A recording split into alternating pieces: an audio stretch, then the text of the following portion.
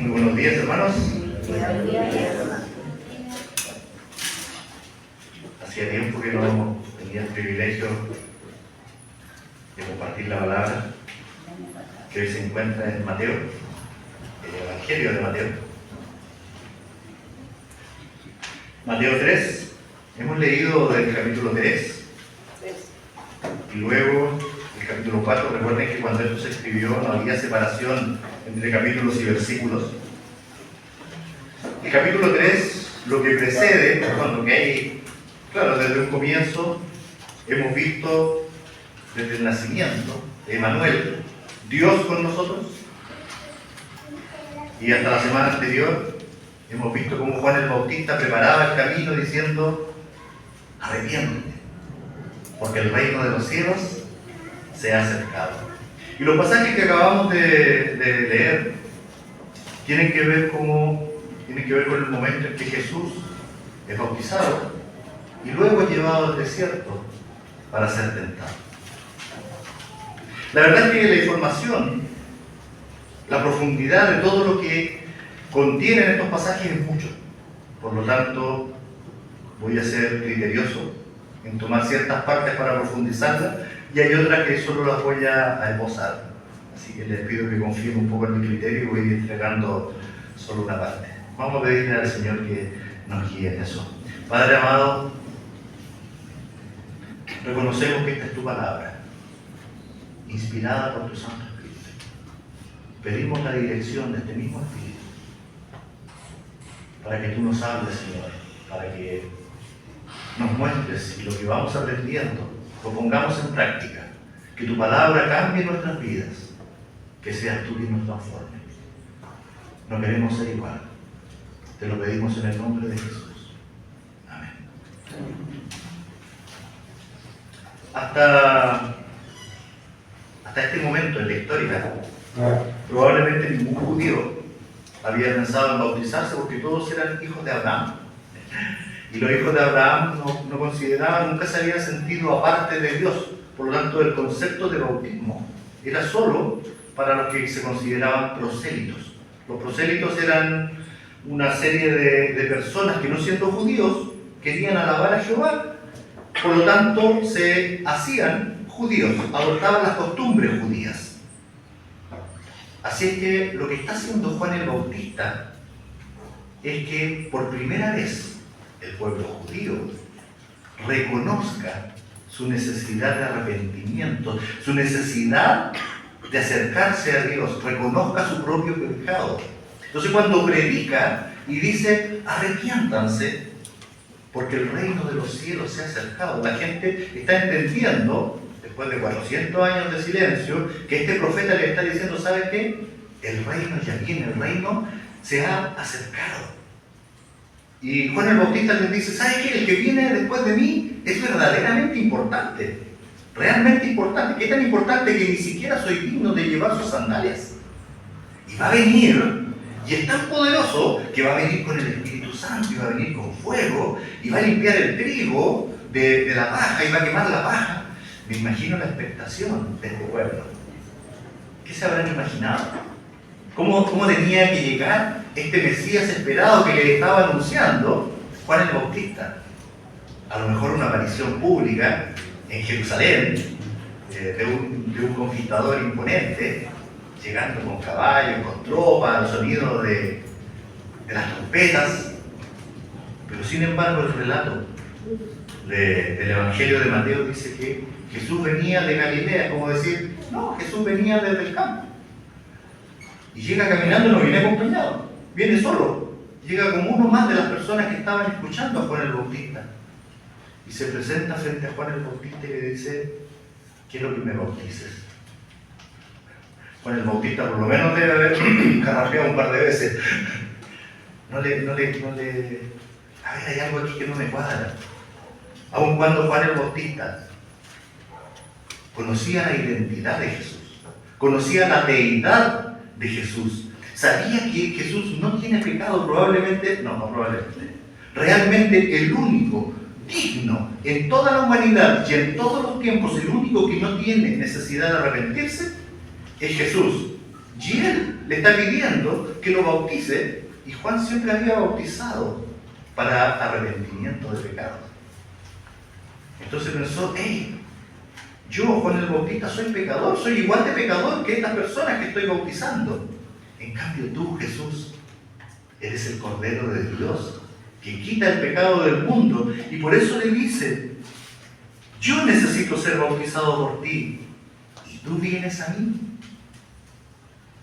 ¿Qué le responde Jesús? ¿Qué dice el versículo 15? Jesús le respondió, por ahora, déjalo así, porque conviene que cumplamos toda justicia. Entonces Juan lo aceptó. Miren, el bautismo de Jesús realmente va mucho más allá de lo que pensamos, es un tema bastante profundo. Y por un tema de tiempo voy a abordar solo algunos puntos, pero el hecho de que Jesús haya ido donde Juan el Bautista, primero está validando su mensaje y está validando el ministerio de Juan. Por lo tanto, cuando Juan dice, arrepiéntanse, también nosotros debemos entender que debemos arrepentirnos. De hecho, cuando Jesús comienza su ministerio, lo hace diciendo, arrepiéntanse, porque el reino de los cielos se ha acercado. Entonces, Jesús está validando el ministerio. Jesús, al ir donde Juan el Bautista, también nos está dejando un ejemplo. Pero de las cosas profundas que a mí me gusta ver, es que Jesús se está identificando con el pueblo. Jesús se está identificando con la necesidad de toda la humanidad. Jesús no tenía pecado y podría haberse parado al lado de Juan el Bautista y haberle dicho a la gente con toda propiedad, arrepiéntanse. Pero sin embargo, Él va y se identifica, se pone en el lugar de los que viene a salvar y pide ser bautizado. Ahora volvamos a lo que Él le dice, conviene que cumplamos toda justicia. Hay un atributo de Dios, que es que Dios es justo, por lo tanto, si Él es justo, siempre va a obrar en justicia.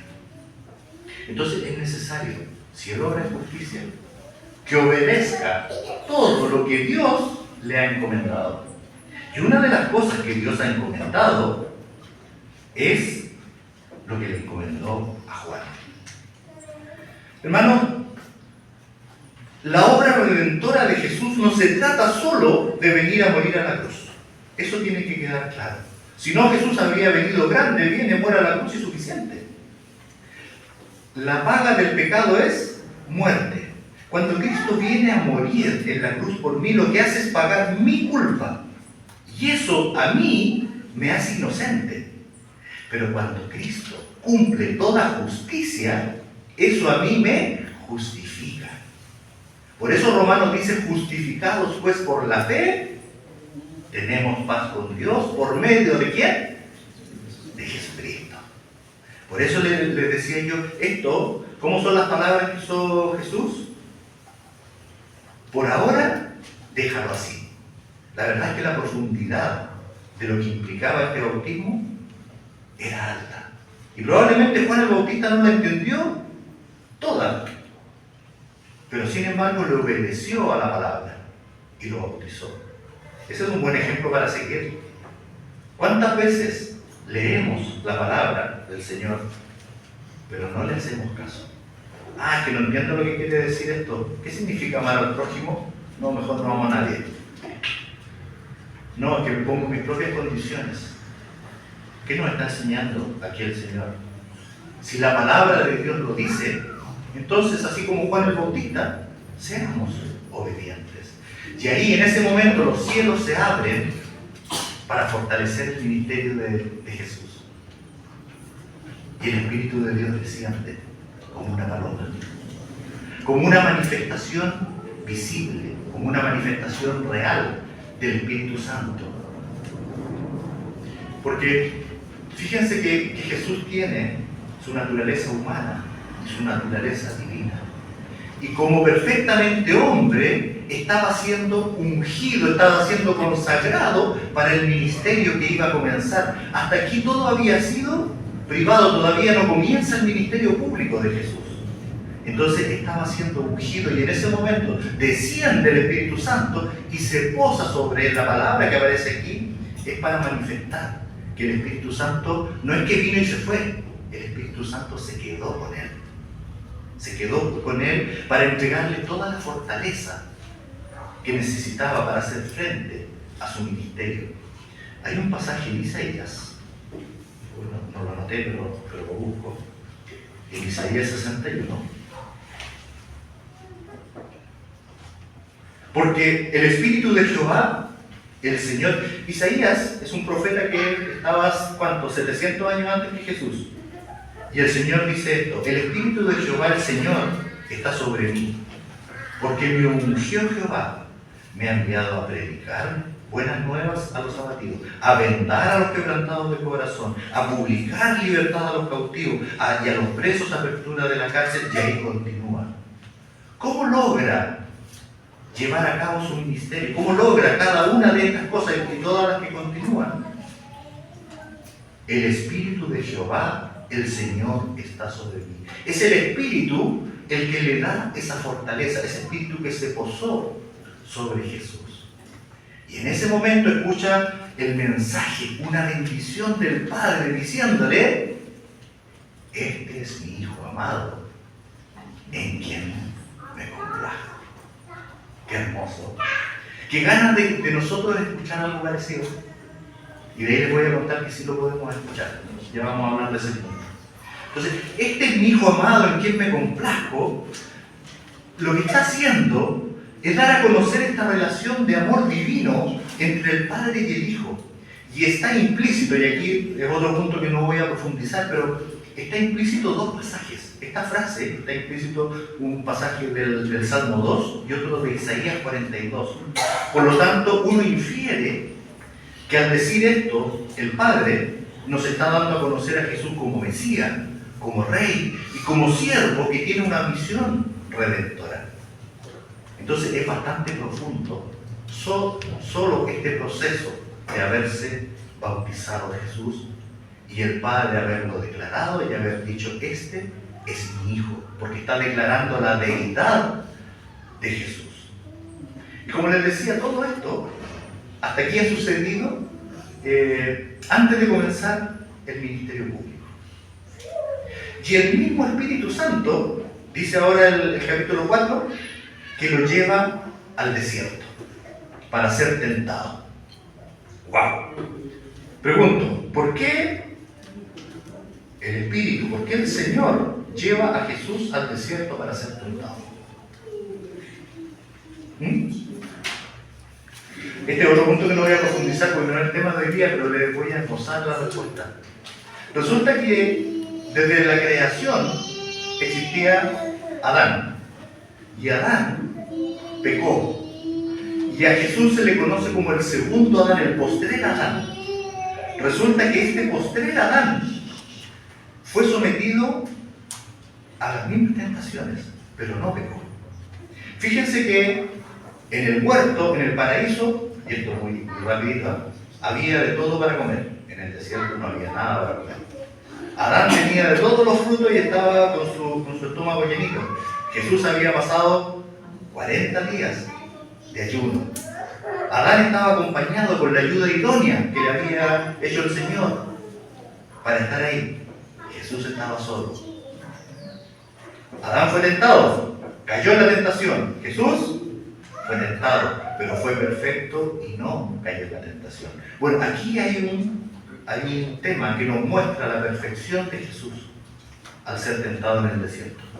Pero bueno, al ser tentado, fíjense que Jesús en el desierto, ¿cómo comienza su proceso? No comienza predicando, sino que comienza ayunando, comienza en una comunión con el Padre. Antes de comenzar su ministerio, antes de ser tentado, lo primero que hace es ayunar para enfrentar esa tentación. Entonces vuelvo, este mismo espíritu que lo lleva al desierto para ser tentado, brevemente, otra cosa que ustedes saben, la palabra para ser tentado, cuando Satanás tienta, es la misma palabra que se usa cuando Dios prueba. ¿Ok? A ver, me explico. La misma palabra, Satanás nos tienta para apartarnos del Señor. Pero cuando nosotros nos sujetamos de Dios, Él dice, esto es una prueba de la cual tú vas a salir fortalecido. Es la misma palabra, pero depende de quién la use. Hay ejemplos de Abraham, hay ejemplos probablemente de personajes conocidos como Job, como José. Job, a veces es una de las historias más conocidas, el Señor lo pide, el diablo se lo pide al Señor y le dice, oye, yo lo quiero para ser tentado, para que se aparte de ti, porque te alaba, porque tiene de todo. ¿Y Job qué dijo? No, yo reconozco que el Señor es mi Señor. Y se sujetó al Señor, y cuando vuelve de la tentación, vuelve fortalecido. ¿Por qué? Porque reconoció al Señor en sus caminos.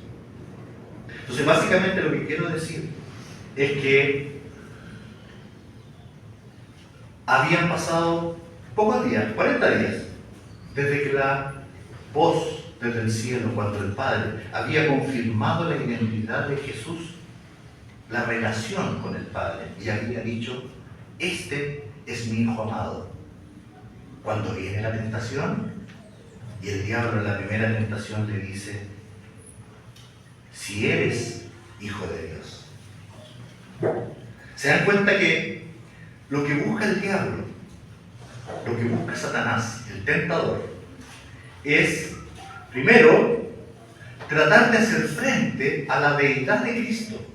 Y eso es algo que vemos hasta el día de hoy. Cuando ustedes escuchen a alguien diciendo, que Jesús en realidad era una buena persona, era solo un profeta, pongan atención, porque eso es lo que el diablo estaba haciendo aquí en este momento. Tratar de quitar a Jesús su deidad. Si eres Hijo de Dios, di que estas piedras se conviertan en pan. Entonces, lo que está haciendo Satanás, ¿qué es lo que es? Cuestionar primero la deidad. Y lo otro es que a Jesús lo está tratando de desafiar. Desafiar en el sentido de que, les decía yo que tiene su naturaleza divina y su naturaleza humana, pero mientras estuvo en la tierra fue perfectamente hombre. Entonces le dice, ok, tú eres Hijo de Dios, pero si eres Hijo de Dios, ¿para qué tienes que seguir pasando hambre? Vamos, transforma las piedras en pan. También eres Dios, tienes el poder para hacerlo. Tienes el derecho porque tú eres dueño del universo. Te lo mereces. Han escuchado hasta las propagandas de la televisión. Cómpralo. Te lo mereces. Son las vacaciones que te mereces. Son las zapatillas que te mereces. Y ahí viene la tentación. Y ahí pasamos 6 meses más pagando la tarjeta para poder cumplir lo que te mereces. La tentación. El diablo apela a una necesidad que es real, el hambre. Pero intenta que Jesús desconfíe. Y es lo que trata de hacer con nosotros. Desconfiar de la bondad y de la provisión de Dios. ¿Qué hace Jesús para hacer frente a esto? Nos enseñó en Efesios. ¿Cuál es la espada del Espíritu? Es la palabra de Dios. Y usa la palabra, usa el pasaje de Deuteronomio. ¿Y qué le responde?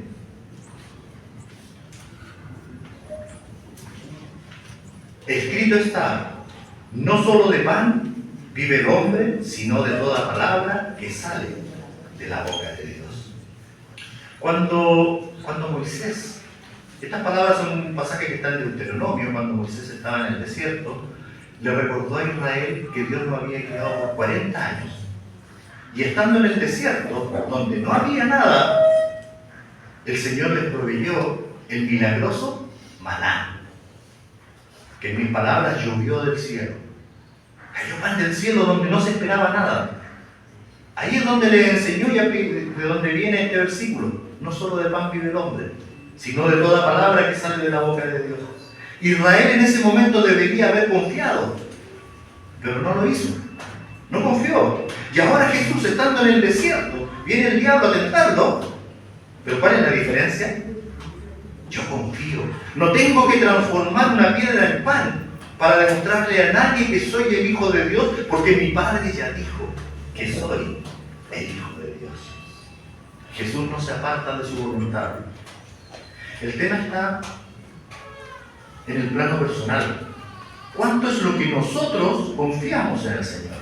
¿Tú realmente confías en las promesas que Dios te hace? ¿Realmente estás confiando en las promesas? Esa es la pregunta. Jesús durante su ministerio multiplicó, y esto ya es una enseñanza como iglesia, multiplicó los panes y los peces. Él también lo hizo. Es el llamado, el ejemplo que debemos seguir. Nosotros no podemos atender una obra social y apartarnos de lo espiritual. No se puede hacer un o lo espiritual o lo material. Cuando nosotros ponemos ese o entre medio hay un error. ¿Ok? Entonces cualquier extremo aislado va a ser un error. La segunda tentación, Satanás se acerca de nuevo cuestionando la deidad de Jesús y le dice: si eres hijo de Dios, lánzate. ¿Cómo le dice? Lo puso en la parte más alta del templo y le dijo: si eres hijo de Dios, lánzate hacia abajo, porque escrito está: a sus ángeles mandará alrededor de ti. Y continúa. Lo que trata de hacer es poner en duda la palabra de Dios. Quiere que dude de lo que Dios le está diciendo. Y aquí los quiero llevar a una primera reflexión. Cuando alguien duda de lo que la Biblia dice, la Biblia es la palabra de Dios. Si alguien duda de lo que hay aquí, acuérdese de lo que ha escuchado hoy día, de cómo Satanás estaba tentando. ¿Qué le está diciendo aquí Satanás? ¿Sabes qué, Jesús? Sube aquí a lo alto, déjate caer. No, perdón, sube a lo alto, llamamos al pueblo, que estén todos mirando, te dejas caer, ponemos unos reflectores, antes que llegue al final vienen los ángeles, te sujetan, la gente aplaude, y así puedes comenzar tu reino. ¿Qué está haciendo Satanás? Está haciendo un espectáculo, igual que muchas denominaciones que hacen ese sensacionalismo, juega con las emociones. Mientras haya algo que ver, van para allá, pero no hay una presentación del Evangelio. Tratan de hacer un espectáculo de la fe. Bueno, pero el tema aquí es un tema más de fondo. Lo que está haciendo Satanás, primero, es tentar a Dios. Es como decirle: ¿sabes qué? Voy a jugar a la ruleta rusa, voy a poner un arma y me voy a disparar. Voy a ponerle una sola bala y me voy a apuntar. Y decirle: Dios, si tú me amas, protégeme. ¿Qué es eso? Atentar contra la vida. Eso es tentar a Dios. Cuando yo hago lo incorrecto y le pido a Dios que me ayude. Es decirle a Dios: ¿sabes, Dios? Yo me voy a tirar desde el 10º piso, pero por ser hijo tuyo la ley de la gravedad no me va a afectar. No, eso es tentar a Dios. Y Jesús lo sabía. Pero además, el diablo estaba usando un argumento bíblico sacado de contexto. Ustedes saben que falta una frase ahí. El salmo que el diablo dice, le falta una parte: para que te guarden en todos tus caminos. Esto es la mitad. Y eso significa que Dios te va a proteger cuando andas en sus caminos, cuando Jehová es tu esperanza. Entonces, más encima lo sacó de contexto. Yo no puedo venir a decirle: Señor, protégeme, si yo no ando en sus caminos, si yo no lo he recibido como Señor. ¿Cuál es la respuesta de Jesús? Vuelve a usar la palabra de Dios y le dice: no tentarás al Señor tu Dios. Hermanos, la esencia, la base de la fe bíblica es confiar en lo que dice la palabra de Dios y ser obediente a ella. Y aquí me quiero quedar con algo. Miren, ¿qué pasa si yo hago una prueba de teología? Le hago una prueba de teología al diablo. Se va a sacar 100 de 100. Vas a ver exactamente todo lo que dice la Biblia. Todo lo que le pregunte me lo va a responder y me lo va a responder de manera correcta. La diferencia está en que él no le cree a Dios ni le obedece. Lo sabe todo, pero no le cree ni le obedece. ¿Cuál es la diferencia de nosotros entonces? Hermanos, nosotros podemos aprender, aunque sea un poquitito de la Biblia. Yo te voy a decir hoy día que la palabra del Señor dice: ama a tu prójimo como a ti mismo. Si eso lo anidas en tu corazón y logras amar a tu prójimo, tu vida ha cambiado para darle la gloria a Dios. ¿Se entiende? Eso marca la diferencia. No es un conocimiento, no te transformas en ChatGPT, que le puedo preguntar todo y me lo va a decir tal por preguntar. Te transformas en una persona que ha sido transformada por la palabra del Señor. Esa es la diferencia con el diablo, que no le cree ni le obedece. Por lo tanto, es importante que nosotros nos dispongamos a cambiar, a que esta palabra que escuchamos la obedezcamos. Porque si no, ¿dónde está el cambio? ¿Dónde está la obra de Cristo en tu vida? Luego viene la tercera tentación. Satanás le muestra los reinos de este mundo y hace una oferta. Todo esto te daré si te arrodillas delante de mí y me adoras. Jesús había venido al mundo por esto. Vino por ti, vino por mí, vino por redimirnos. Y el diablo lo que hace es ofrecerle un atajo. Y le dice: ¿sabes qué? Te puedes saltar el sufrimiento, te puedes saltar la cruz, te puedes saltar el dolor, los latigazos. Todo eso, lo único que te estoy pidiendo es un breve momento. Mira, aquí, los dos, nadie nos va a ver. Dobla tu rodilla frente a mí y adórame. Sí, un ratito cortito. Y todo esto te voy a dar.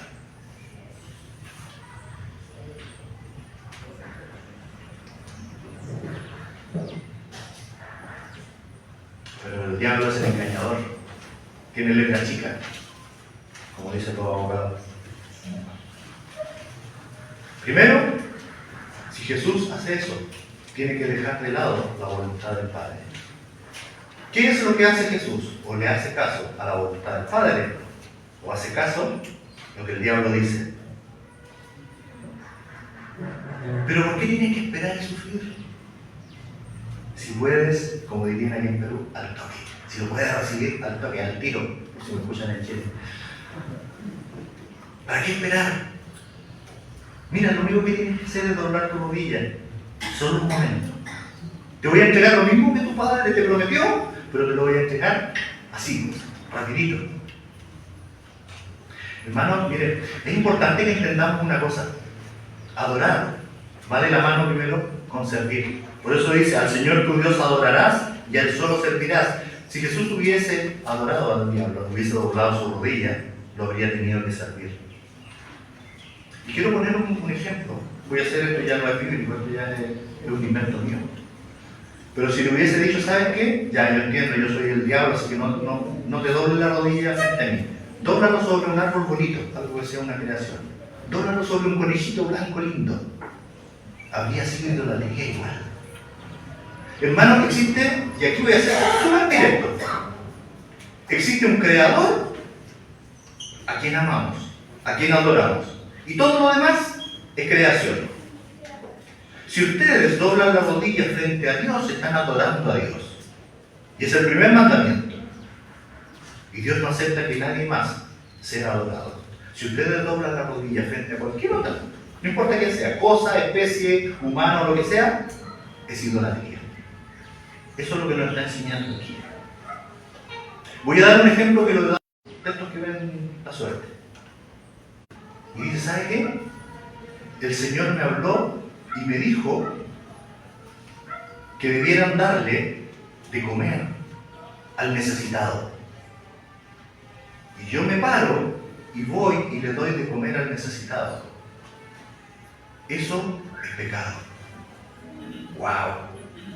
Pero si eso lo dice la Biblia, hermano. Sí.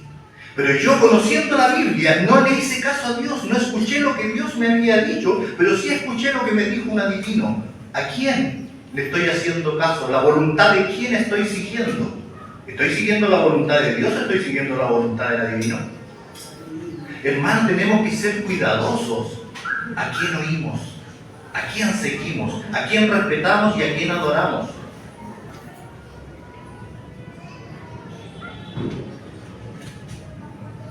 La respuesta de Jesús fue: vete, Satanás, porque escrito está: al Señor tu Dios adorarás y a Él solo servirás. Este también es un pasaje de Deuteronomio. Es la palabra de Dios en todos los casos la que derrota automáticamente las tentaciones del diablo. Las tentaciones que tratan de decir: tú no eres el Hijo de Dios. Aquí está, en la palabra lo dice, Dios mismo lo dice. Las tentaciones que tratan de poner en duda la palabra de Dios, no, se combate con la palabra de Dios. Jesús, para enfrentar las tentaciones, no dialoga con el diablo. No entra en una discusión con él. No manda rayos extraordinarios ni eventos sobrenaturales. Usa la palabra de Dios con la fuerza del Espíritu Santo. Y es la misma palabra de Dios que nosotros tenemos acceso, y es el mismo Espíritu Santo que hemos recibido cuando nosotros aceptamos a Cristo. Tenemos la misma fortaleza para enfrentar las tentaciones y enfrentar el día a día. Entonces vinieron los ángeles y le servían. Ahí vinieron los diáconos. Esa palabra de servir son diáconos. ¿Se dan cuenta que la tentación era: lánzate para que vengan los ángeles? Jesús sabía que él no tenía nada más que confiar en la voluntad del Padre. ¿Qué sucedió? Él no tuvo que hacer nada, él no tenía que salir de su condición de confianza, porque el Padre ya lo tenía listo. Ahí vinieron los ángeles y le sirvieron. Él esperó que su Padre Celestial le enviara en el momento adecuado lo que tenía preparado, la bendición que tenía.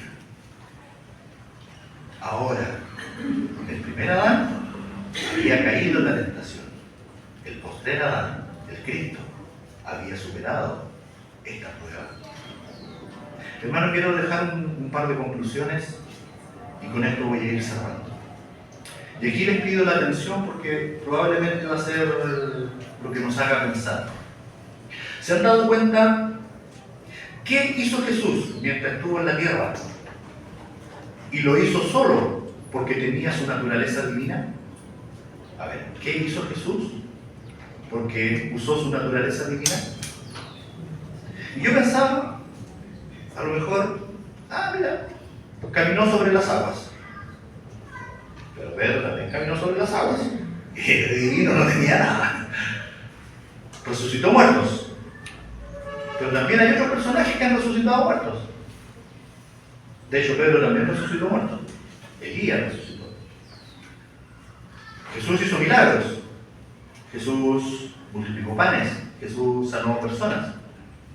Pero también hay otros personajes que nos muestra la Biblia, como Eliseo, que multiplica el aceite de la viuda. También hay otros personajes que hacen milagros, sanan personas. Entonces, si yo veo qué es lo que hizo Jesús, porque era de naturaleza divina, no encontré nada. Todo lo que hizo Jesús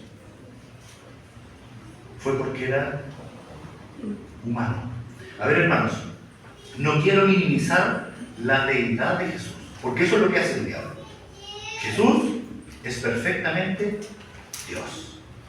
Pero tampoco quiero que nosotros neguemos la humanidad de Cristo. Es perfectamente Dios, es perfectamente hombre.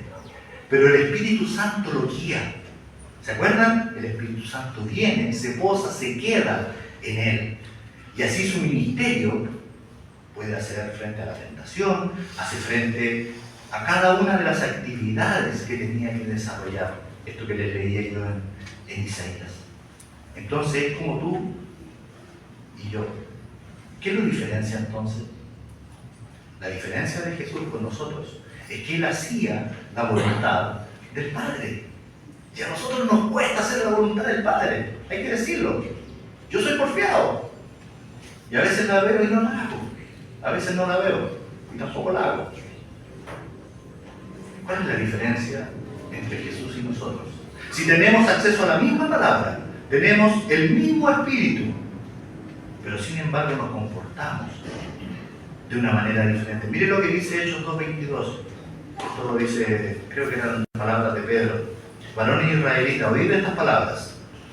Jesús Nazareno, varón aprobado por Dios entre vosotros con las maravillas, prodigios y señales que Dios hizo entre vosotros por medio de él.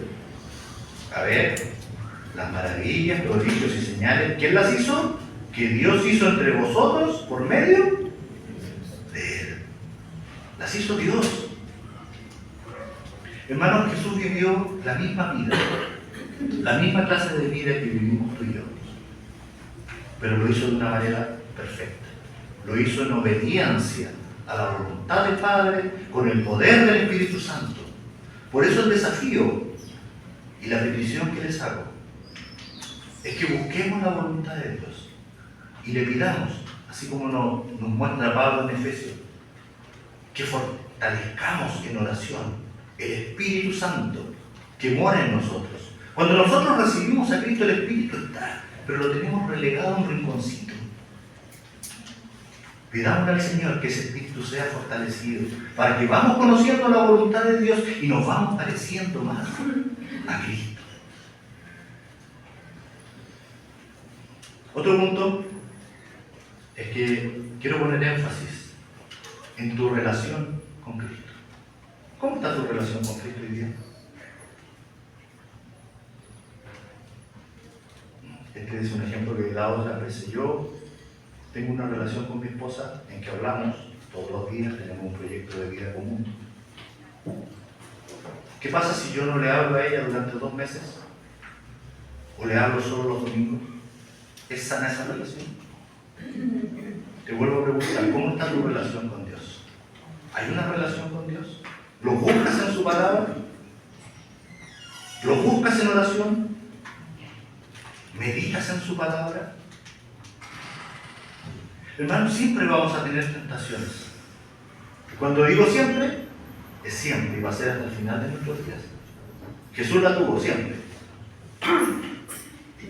Pero nosotros estamos unidos a Cristo. Cuando lo hemos aceptado, estamos unidos a Cristo por fe.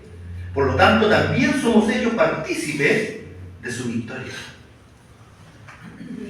Hay un pasaje en Santiago 4:7 que dice: someteos pues a Dios, resistid al diablo y huirá de vosotros. Entonces, es importante que aprendamos a someternos a Dios. Ahí está el punto de partida. Jesús pudo resistir todas estas tentaciones y pudo hacer frente a su ministerio porque confiaba sin sombra de duda en las promesas de Dios.